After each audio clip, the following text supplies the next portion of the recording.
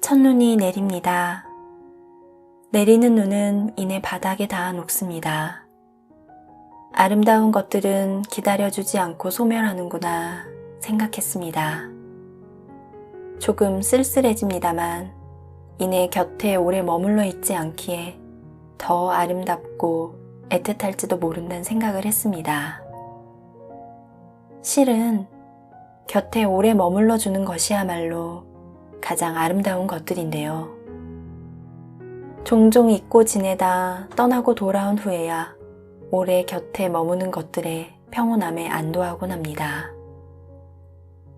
오늘 아침 집을 나서며 동그란 문고리를 물끄러미 바라보았습니다. 오늘 하루는 어떤 여행이 시작될까요? 어쩌면 우리는 매일 떠나가고 매일 돌아오는지도 모릅니다. 이 문을 열면서요. 삶이라는 여행을 매일 떠나며 그 길이 여행임을 망각하고 지냅니다. 문을 닫고 오늘의 여행을 위해 운동화 끈을 동여매 봅니다. 첫눈이 매일 내린다면 설레거나 가슴 시린 추억으로 남지 않겠지요. 사랑하는 사람의 안녕을 마음으로 빌며 걸음을 뗍니다. 떠나고 돌아오는, 삶에서 무수히 떠나고 돌아오는 어떤 것들에게 마음의 전부를 내어주기도 합니다. 돌아오지 않을 걸 알면서 내어주기도 하고 떠나온 것들에게 온통 마음을 내어주어 빈 껍데기로 살아가기도 합니다. 어디에 있을까요? 한때 우리가 사랑했던 깊은 마음들은요. 떠나고 돌아오는 장소들, 떠나고 돌아오는 사람들, 떠나고 돌아오는 것들. 안녕하세요. 향기책방이에요.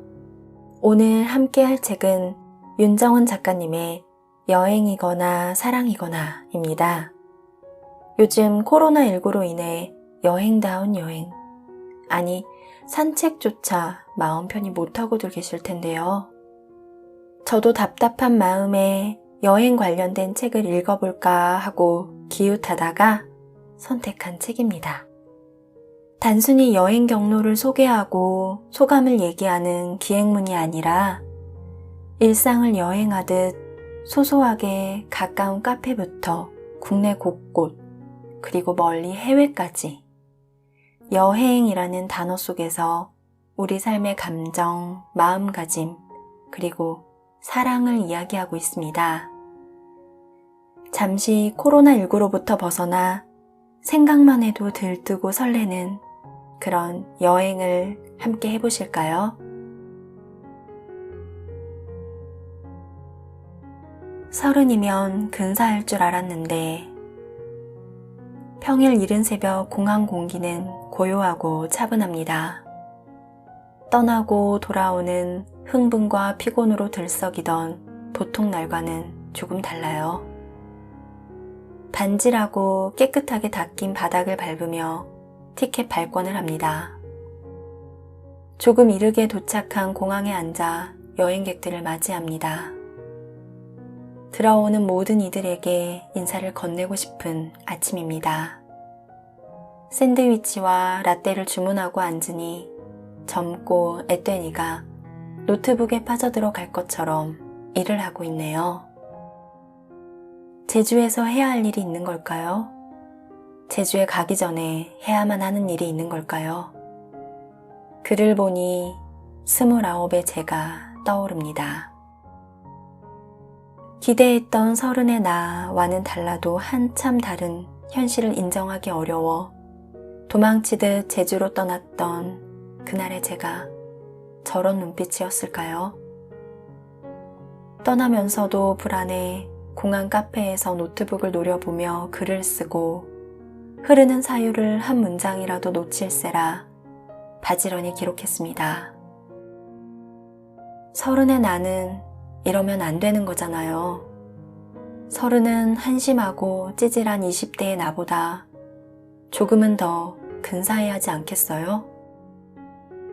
그래도 30이 되기 전엔 30이 되면 근사할 것이라는 희망이라도 있었는데 이젠 희망도 사라지는 거잖아요. 말도 안 돼요. 잔뜩 실망스러운 29을 포근히 안아준 건 제주 협재 바다였어요. 공항에서 노트북을 노려보던 나는 협재에 머물며 한 번도 글을 쓰지 않았습니다. 대신 죄책감 없이 마음껏 게으르고 유유자적했죠. 커피 한 잔 사 마시러 옆 동네 금능 해변까지 천천히 걸어가 다시 걸어오는 일에 한나절을 보냈습니다. 늘어지게 빈둥거리다 비양도로 들어가는 버스를 타기도 했어요. 작은 섬을 뱅뱅 돌다 보말죽을 사 먹으며 뜨끈해진 배를 붙잡고 돌아오는 배 안에서 평온하고 소소한 행복을 주워왔습니다. 미술관에 가기 위해 버스를 타고 졸다 정류장을 놓치기도 하고 길을 잃은 그곳에서 다시 여행을 시작하기도 했습니다.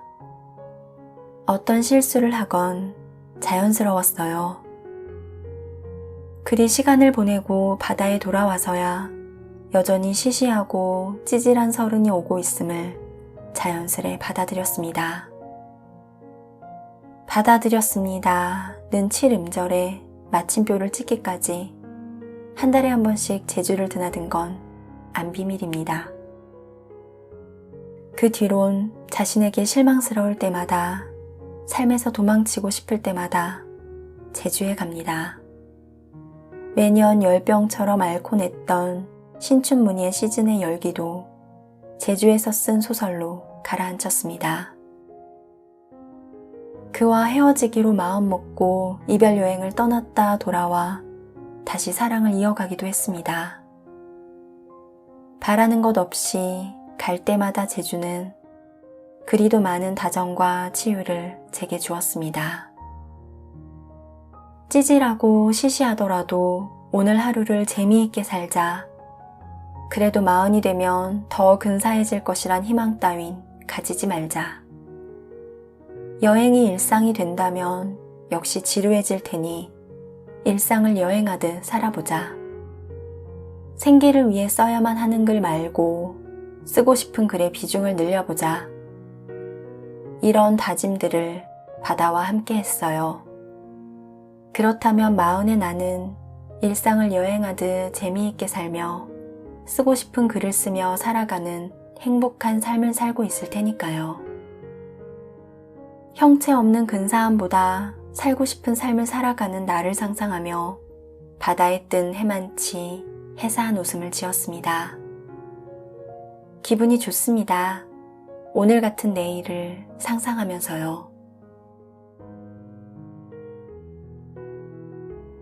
실은 너무 좋았습니다. 아니, 집 앞에 나무도 많은데 무슨 단풍을 놀이까지 가서 보자 그래. 차 막히지 않아? 투덜대며 새벽 일찍부터 따라 나선 내장 산행입니다. 산보다는 바다를 좋아해요. 산책은 좋아하지만 오르막길은 좋아하지 않아요. 평소 숨쉬기와 산책 말곤 운동을 하지 않는 저질 체력에게 등산을 제안하는 그의 등짝을 세모 눈으로 휘갈깁니다. 그러다 가을산이 주는 매력이 다르겠지 생각하며 따라 나섭니다. 사실 산보다는 숙소를 검색하다 발견한 정읍의 작은 고택이 가고 싶었어요. 고택의 별채는 산속에 덩그러니 지어져 있습니다. 문을 열면 호수가 보이고 나무들이 보여요. TV 없는 작은 별채의 뜨끈한 구들에 몸을 지지며 낮잠을 자다 만화책을 읽고 저녁엔 시내로 나가 음식점을 고를 생각에 벌써부터 신이 납니다. 어디론가 떠나며 들어가는 콧바람은 다디답니다.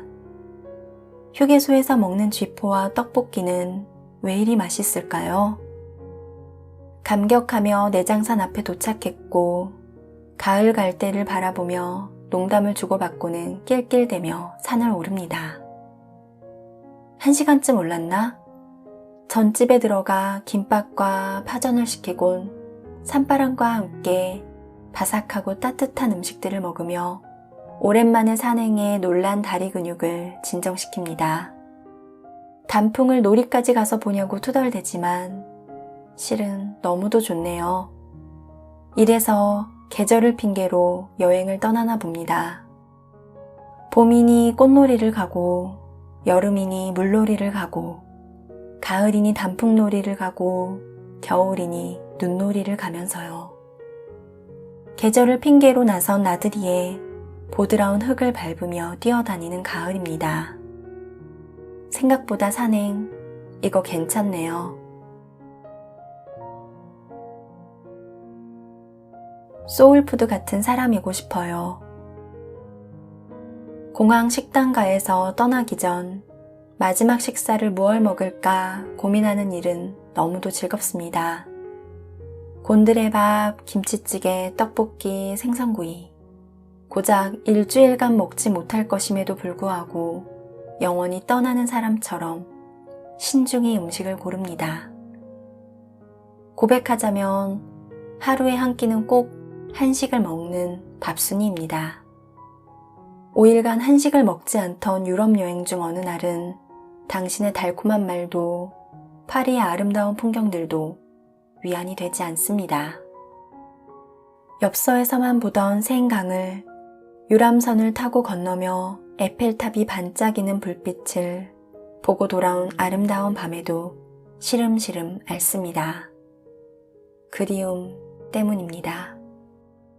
김치찌개, 된장찌개, 생선구이, 호박잎쌈, 담백한 야채구이, 떡볶이, 신라면, 비빔밥, 돌판에 구운 삼겹살에 구운 김치랑 고사리랑 마늘 척 얹어 싸먹는 볼이 터질 것 같은 쌈까지 눈물이 납니다. 입맛에 맞는 칼칼한 음식이 먹고 싶어서요. 평소엔 기분 내며 사 먹던 음식을 끼니마다 먹으니 속에서 아우성입니다. 우리는 일상적인 음식을 먹고 싶다며 혀끝에 맴도는 맛을 달라 난리입니다. 고급 레스토랑에서나 먹던 프렌치 어니언 스프를 파리에서 먹고 있음에도 김치찌개가 먹고 싶은 나는 어쩜 이리 촌스러운 걸까요? 결국 다음날 눈 뜨자마자 한인식당을 찾아 김치찌개 향이 나는 조미료탕을 사 먹고 나서야 아름다운 파리 풍경이 눈에 들어오기 시작합니다. 하얀 쌀밥을 숟가락 가득 떠서 입에 우겨놓고 나서야 마음에 여유가 생깁니다. 촌스러워도 어쩌겠어요. 이게 나인걸. 그러고 보면 낯선 곳에서 즐거웠던 기억은 여행에 지쳐갈 때쯤 먹었던 입에 맞는 익숙한 음식들입니다. 홍콩의 맥도날드에서 감자튀김에 발라먹은 볶음 고추장이라든가 필리핀 공항에서 홀린 듯 5,000원을 내고 사먹는 한국 컵라면이라든가 LA에서 먹은 죽과 고기가 큼직한 육개장 같은 것들이 따뜻한 기억으로 남습니다. 역사 깊은 근사한 스테이크 집에서의 훌륭한 디너라든가 베니스의 작은 골목에서 먹은 파스타라든가 이태리에서 먹은 젤라또와 피자라든가 노을 지는 해변을 바라보며 먹었던 깔라만시 튀김이나 베트남 쌀국수 같은 것들은 시간이 지나면 앨범을 꺼내듯 불어 추억을 꺼내보아야만 떠오릅니다. 자랑스레 인스타그램 피드에 시간과 정성을 들여 찍은 사진은 불어 꺼내보아야만 하는 음식이기에 생선구이나 된장찌개에 밥 한 그릇 말아 깍두기 오독오독 씹으며 먹는 익숙한 끼니를 더 좋아합니다. 치장한 나 같은 음식과 민낯의 나 같은 음식 사이에서 나는 당신에게 치장하지 않은 음식 같은 사람이고 싶어요. 굳이 우리 사이의 편안한 일상을 SNS에 일일이 전시하지 않습니다. 일상적이지 않기 때문에 사진을 찍고 사진을 찍기 때문에 머리카락 한 올도 정리하는 정성을 보이니까요. 일상이 권태로워질 때 이렇게 공항의 음식점에서 고르는 익숙한 음식 같은 편안한 사이. 우리가 그런 사이가 될 수 있을까요? 정말 그럴 수 있을까요? 그럴 수 있다면 얼마나 좋을까요? 아, 그래요. 다음에 당신을 만나면 함께 뜨끈한 국밥을 먹어야겠어요. 호호 불어가며 음식도 적당히 흘려가며 입도 와구와구 벌려가며 그렇게 한 발자국 다가서 보렵니다. 음식의 온기를 빌려서요. 끝까지 함께 해주셔서 감사합니다. 지금까지 향기책방이었습니다.